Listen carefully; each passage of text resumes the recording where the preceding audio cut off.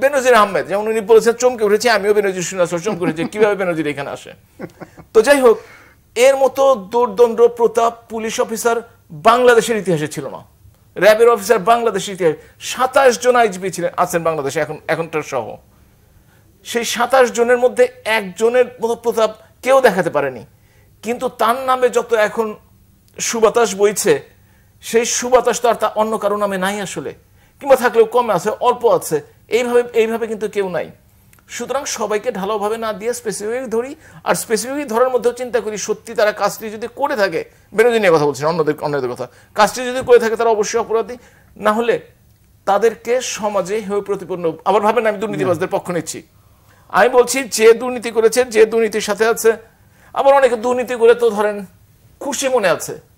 এই যে ট্যাক্সের 15%, 10% এটা সব সরকারি সময় করা হয়, তাদের যদি জিজ্ঞেস করা হয় যে আপনি যে সাদা কালো টাকা পেয়েছেন আপনি কিভাবে করলেন, এটা বলে যে বাংলাদেশ সরকারের আইন মেনে করেছি এবং এ ব্যাপারে কোনো প্রশ্ন করা যাবে না।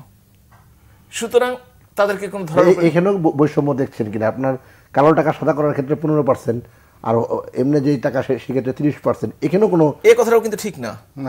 কারণ হচ্ছে যে একটা নির্দিষ্ট পরিমাণ মানুষ আছেন যাদের একটা নির্দিষ্ট 3.5 লাখ টাকা, তারা কোনো ট্যাক্সই দিবেন না, সাদা কালো আর যে কালারই হোক না কেন, সবুজ লাল।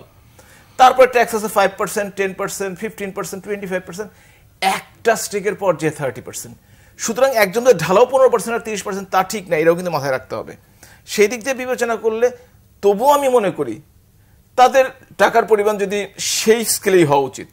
3.5 লক্ষ টাকা তারা মাপ পেতে পারেন, 5 লক্ষ টাকায় 7 লক্ষ টাকায় তারা যে 5% দিতে পারেন, কিন্তু যখনই 50 লক্ষ ছাড়াবে তারা 30% তাদের দিতে হবে।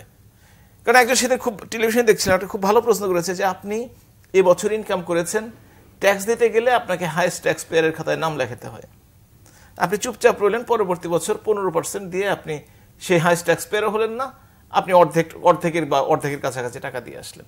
তো এই দিনগুলো আসলে আরেকটি কথা, যে এই যে কালো টাকা সাদা করার প্রবণতা, এটা কিন্তু বাংলাদেশে যে খুব বেশি হয়েছে, সব সরকারই দিয়েছে, খুব বেশি যে হয়েছে তা কিন্তু না।